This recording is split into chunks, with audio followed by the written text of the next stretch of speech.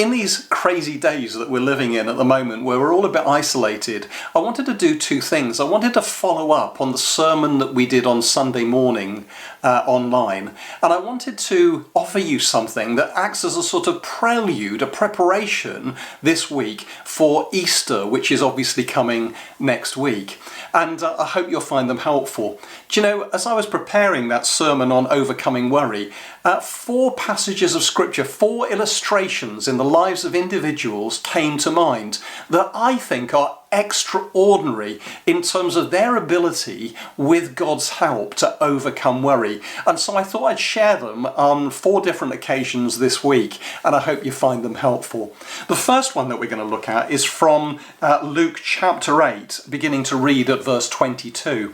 Let me read the passage to you and then just offer a few thoughts where this incident is concerned. It says this: "One day Jesus said to his disciples, 'Let's go over to the other side of the lake.' So they got into a boat and set out. As they sailed, he fell asleep.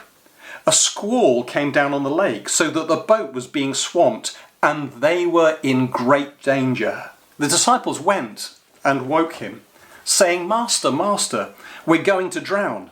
He got up and rebuked the wind and the raging waters. The storm subsided and all was calm. 'Where is your faith?' he asked his disciples.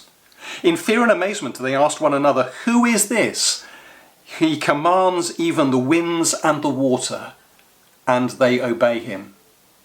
Do you know, in lots of ways it's a remarkable passage, isn't it? It's remarkable because it's so ordinary on the one hand and so extraordinary on the other. Here's a situation where they are having to make a journey, and it's a journey that they will have made 100 times before. It's on a lake that they are wholly familiar with.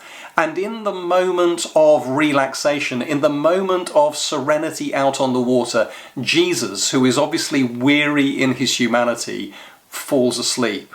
And it's not just any old sleep, it is a deep, deep sleep. A sleep that is not phased, and he is not stirred by the wind and the waves and the water splashing into the boat and obviously getting him wet.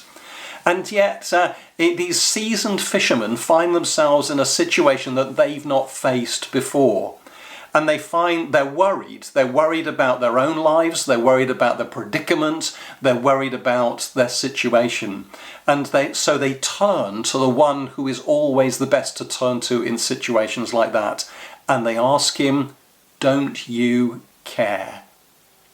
In some ways it seems like an extraordinary thing for them to do, to ask of Jesus whether he cares or not. But in reality, it's a very human thing to do, isn't it? To wonder whether they're going to be rescued in the situation and from the situation.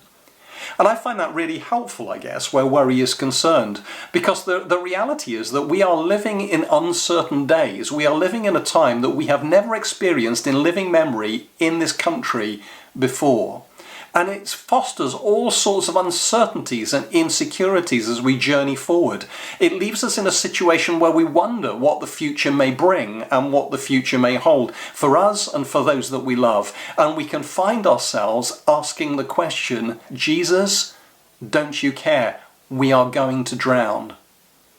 And it's in this moment that we need to see his actions and take his words seriously. Because Jesus wants to stand with us and stand before us and calm the waves, calm the storm, and then turn to us and ask, "Where is your faith?" Are we putting our trust in the one who has control over the wind and waves? Are we keeping calm in the storm and in the face of the uncertainties that we experience? I hope you find this helpful, and take a look at the passage for yourself. It is full of meaning. It is full of really relevant stuff for us in the present stage. Thanks for watching.